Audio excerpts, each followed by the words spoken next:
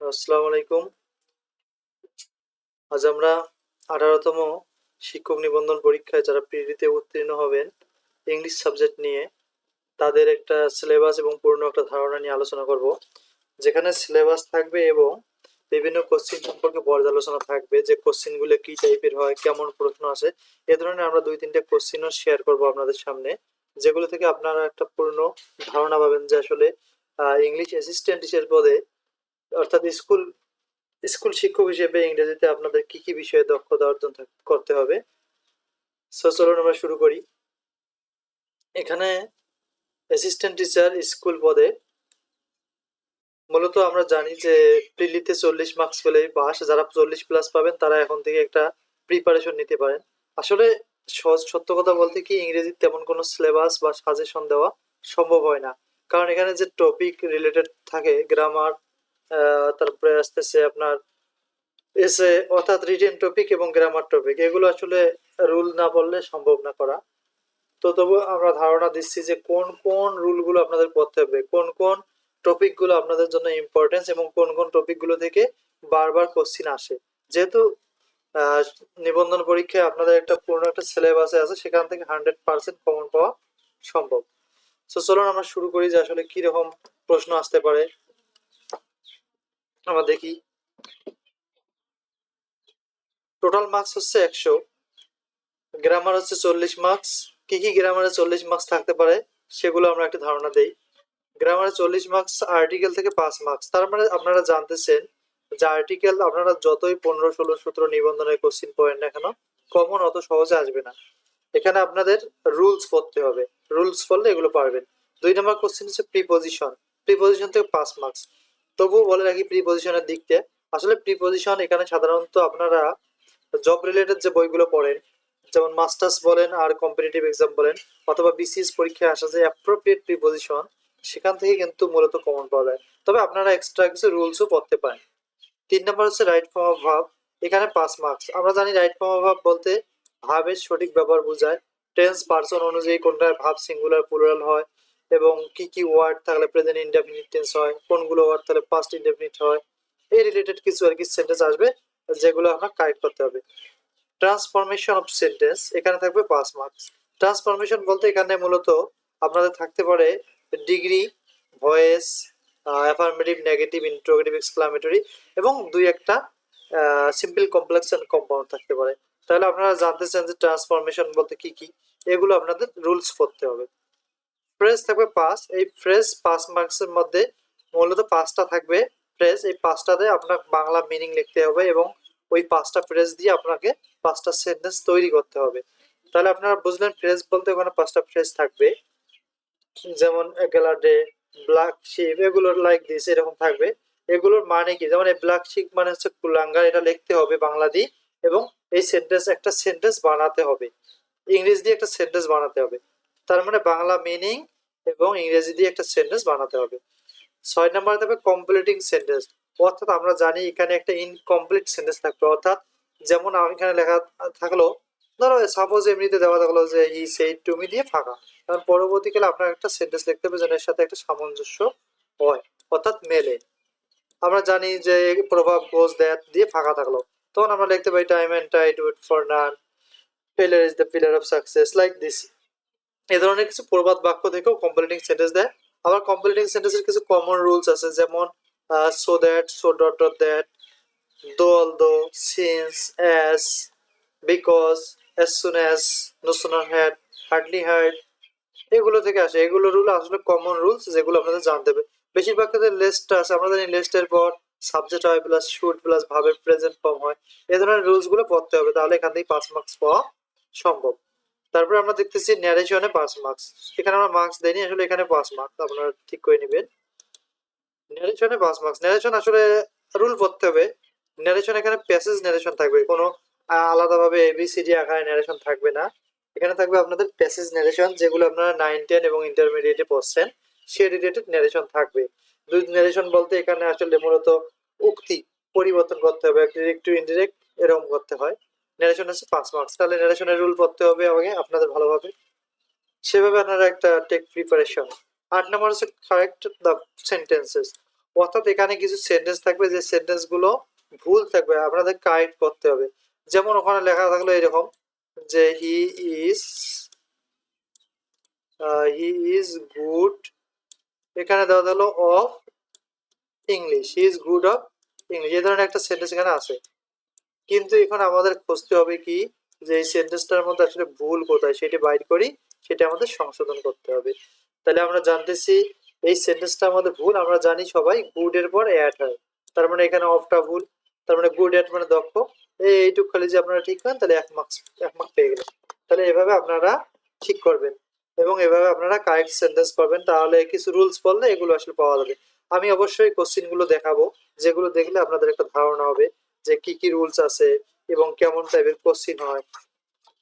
এরপর আমরা দেখতেছি রাইটিং পার্টস। রাইটিং পার্টস হচ্ছে 60 মার্ক। তাহলে আমরা দেখলাম গ্রামারে 40 আর রাইটিং এ হচ্ছে 60।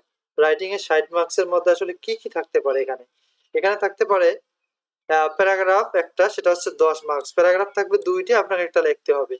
তার মানে আপনাদের রাইটিং একটা স্কিল থাকতে হবে, যেভাবে আপনি একটা প্যারাগ্রাফ সম্পূর্ণরূপে লিখতে পারেন। তবুও প্যারাগ্রাফ কিছুটা কমন পাওয়া যায়, যদি আপনি 14, 15, 16 সালে কিছু প্যারাগ্রাফ পড়েন, ওখান থেকেই পেতে পারেন common, Facebook, mobile phone, computer, like this. 10 নম্বর হচ্ছে এখানে লেটার অর অ্যাপ্লিকেশন। তার মানে এখানে লেটারও আসতে পারে, অ্যাপ্লিকেশনও আসতে পারে। তাহলে আপনাকে লেটার সম্পর্কেও ধারণা থাকতে হবে, অ্যাপ্লিকেশন সম্পর্কেও ধারণা থাকতে হবে। শর্টকাট কোনো ওয়ে নাই, আপনারা লেটার লেখার একটা পূর্ণ নিয়ম শিখবেন। এই 19 এর মধ্যে যে একটা বললে অনেক হয়, সেভাবে না লেখাই ভালো, কারণ ওগুলোর মার্কস মূলত কম দেয়। সুতরাং আপনারা আহ, পূর্বের কোশ্চেন গুলো দেখে 2-3টে লেটার এবং অ্যাপ্লিকেশন মুখস্থ করবেন, আশা করা যায় ওখান থেকেই কমন পাওয়া যাবে। আর যদি কমন সাপোজ না পড়ে, তখন আপনারা আপনাদের মন মতো বানায় সুন্দরভাবে সাজিয়ে লিখতে পারেন। যেহেতু এখানে 10 মার্কস, তার মানে তো অবশ্যই ভালোভাবে করতে হবে। এরপরে আমরা দেখি ট্রান্সলেশন। এখানে 10 মার্কস। সাধারণত ট্রান্সলেশনটা দুই ভাবে আসতে পারে, ABCD দেওয়া থাকতে পারে, আবার একটা প্যাসেজ থাকতে পারে। অর্থাৎ প্যাসেজ বলতে বাংলা কিছু সেন্টেন্স থাকবে, যে সেন্টেন্স গুলো আপনাকে ইংরেজিতে করতে হবে। যেমন আপনারা অনার্স লেভেলে পড়ছেন, জাপানিরা পরিশ্রমী, তারা সকাল থেকে সন্ধ্যা পর্যন্ত কাজ করে, তারা আমাদের দেশের তুলনায় অনেক পরিশ্রমী, এই জন্য তারা বেশি উন্নত দেশ। এ ধরনের কিছু বাংলা সেন্টেন্স থাকবে, যেগুলো আপনাদের ইংরেজিতে ট্রান্সলেশন করতে হবে। তো আশা করি আপনারা বুঝতে পারছেন। এরপরও না বুঝলে আমি তো কোশ্চিন দেখাচ্ছি, যে কোশ্চিন গুলো থেকে ধারণা নিতে পারেন। এরপর আপনাদের আসবে রিপোর্ট। রিপোর্টে হচ্ছে 10 মার্কস। তাহলে রিপোর্টে কত মার্ক? 10 মার্ক। তাহলে রিপোর্ট আপনারা পড়বেন, যেমন ইন্টারমিডিয়েট আপনারা রিপোর্ট পড়ছেন ফুড অ্যাডাল্ট্রেশন, তারপরে ড্রাগ এডিকশন, 21শে বইমেলা, এই ধরনের কিছু রিপোর্ট পড়তে হবে এবং রিপোর্ট লেখার নিয়ম পড়তে হবে কৌশলে, সুন্দরভাবে একটা যেন পরিপূর্ণ অ্যান্সার দেওয়া যায়, সেভাবে আপনাদের বাসায় প্র্যাকটিস করতে হবে। 13 নম্বর এসে। এসে আমরা জানি 20 মার্ক এসেতে, এই একটা হিউজ মার্কস। এখানে একটা এসের মধ্যে অনেক মার্কস, 20 মার্কস। তার মানে একটা এসে লিখতে গেলে আপনাদের সেরকম একটা হ্যান্ড রাইটিং স্কিল থাকতে হবে, যার উপর ভিত্তি করে আপনি একটা বেস তৈরি করে এবং সুন্দরভাবে ফ্রি হ্যান্ড রাইটিং এ লেখা লিখতে পারবেন, যার মধ্যে কোনো ইয়ে থাকবে না। তার মানে যারা আসলে ইংলিশ স্পিকিং পারে, তাদের জন্য মূলত এসে লেখাটা অনেক ইজি হয়। শুধু বইয়ের কিছু সেন্টেন্স নিয়ে তারা নিজস্ব সেন্টেন্স দিয়ে একটা পরিপূর্ণভাবে একটা এসে লিখতে পারে। আর সাধারণত নিজের বানানো এসে, যেখানে গ্রামার, আর্টিকেল, প্রিপোজিশন, সেন্টেন্সের মধ্যে কোনো ভুল থাকবে না, সে ধরনের নিজের বানানো সেন্টেন্স, অর্থাৎ একবারে কারেক্ট একটা ওই সেন্টেন্স বানাতে পারবে, সে কিন্তু মূলত পরিপূর্ণ মার্কস পাবে। কারণ যারা খাতা কাটে, ওরা কিন্তু লক্ষ্য করে যে কোনটা আসলে বইয়ের ভাষা আর কোনটা নিজস্ব ভাষা, নিজের ভাষাটাকে তারা বেশি প্রাধান্য দেয়। সো আপনারা এভাবে একটা টিপস নেবেন, যে নিজে নিজে যেন লিখতে পারেন, সেজন্য একটা স্কিল অর্জন করবেন। স্কিল ডেভেলপ ছাড়া আসলে এসে লেখা কোয়াইট ইম্পসিবল। সো আমরা এখন আমরা সিলেবাসটা দেখালাম, এখন আমরা এর আসলে কিছু কোশ্চিন দেখাবো, যে কোশ্চিন গুলো আসলে কেমন হয়, কিরকম থাকতে পারে। চলুন আমরা কোশ্চিন গুলো সম্পর্কে একটা ধারণা নেই।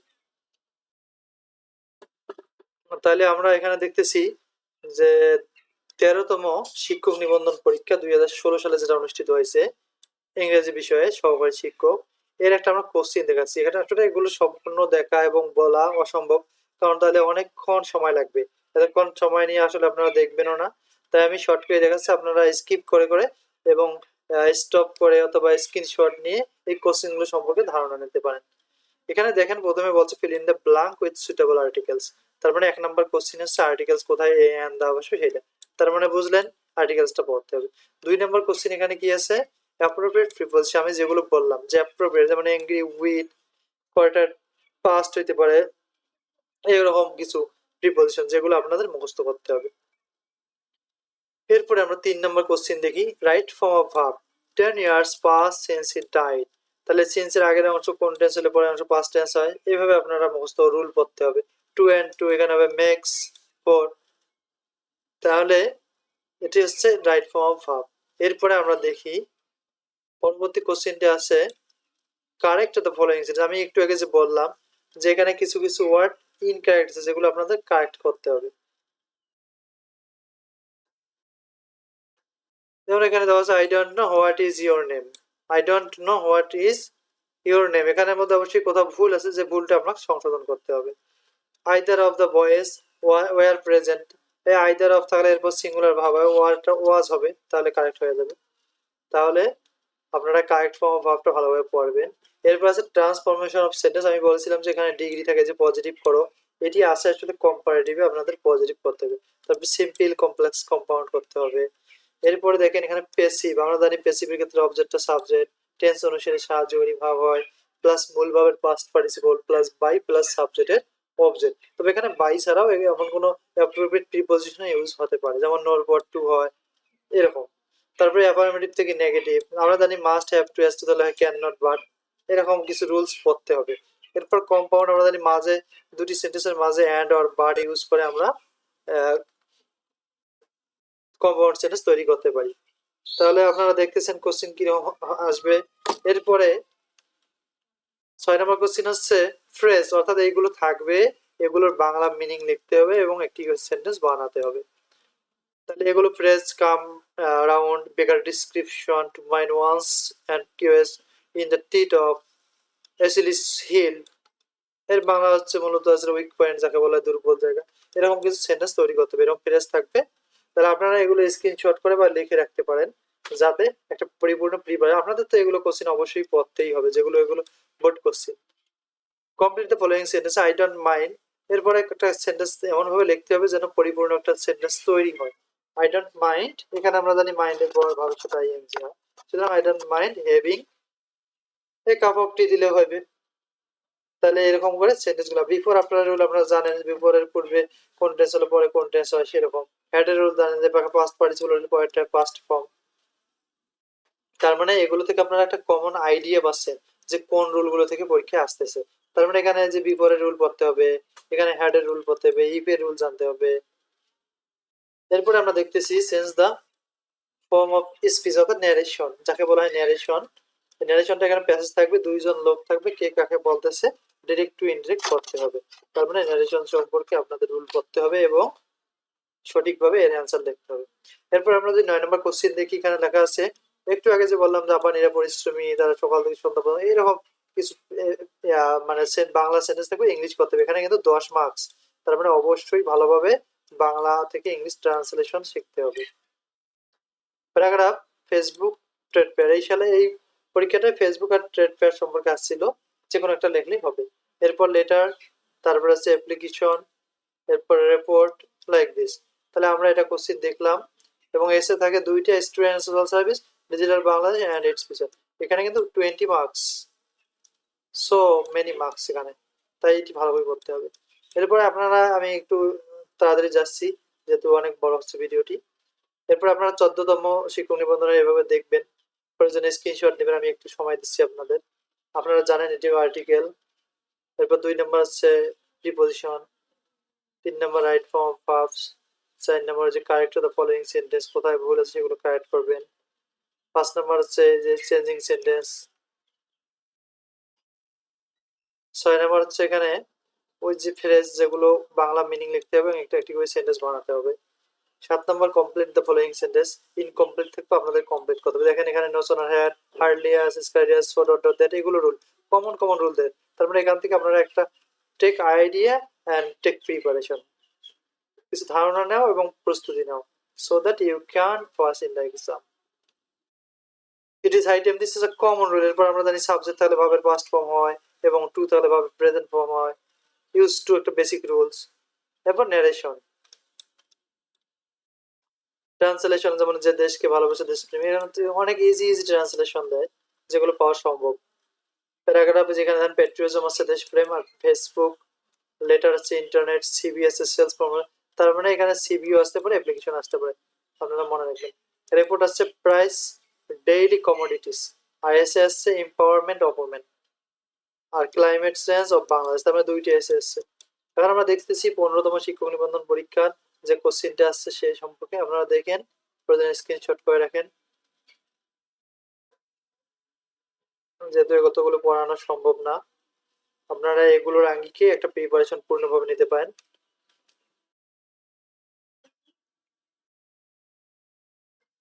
প্রেস দেখেন, প্রেসগুলো অনেক ইজি ইজি দেয়। Made in space, full swing, left behind, nip in the bud, complete the following sentence, it is high time, বারবার আসতেছে। এটা নো সোনার হ্যাট আগের সালেও আসছে, এখনো আসছে। তার মানে এটা সাল দেখে লাভ নেই, আপনাদের সালগুলো এমনি প্র্যাকটিস করতে হবে, পূর্বের কোশ্চেন গুলো। রিজেনারেশন, একটু আগে যে বললাম জাপানিরা পরিশ্রমী, জাপান প্রাকৃতিক সম্পদের দিক থেকে ধনী নয়, শিক্ষিত দক্ষ জন, এরকম ট্রান্সলেশন আসে। প্যারাগ্রাফ এখানে safe teasing, the use of internet, দেখেন ইন্টারনেট ফেসবুক এগুলোই বেশি আসে। লেটার স্টাডি ট্যুর, সিবি আছে মার্কেটিং অফিসার, রিপোর্ট আছে food adulteration in our country, এসে আসছে importance of learning education and environment pollution. এরপর আমরা 16তম শিক্ষক নিবন্ধন পরীক্ষা কোশ্চেনটি দেখতেছি, আপনারা স্ক্রিনশট করে রাখবেন। এই কোশ্চেনগুলো অবশ্যই পড়বেন, এর পাশাপাশি রুলস পড়বেন। এই কোশ্চেনগুলো কমন পাওয়া যায়, তবে rules পড়াটাই Uttam.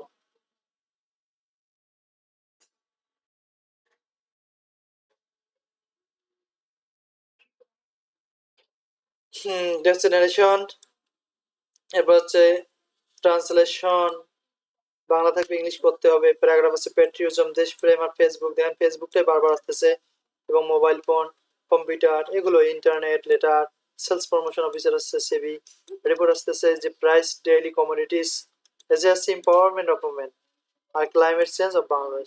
Thank you for watching. যদি ভালো লাগে প্লিজ সাবস্ক্রাইব দিস চ্যানেল, এবং এরকম তথ্যবহুল এবং প্রতিটি সাবজেক্টের সাজেশন পেতে প্লিজ সাবস্ক্রাইব করুন। Thank you for watching.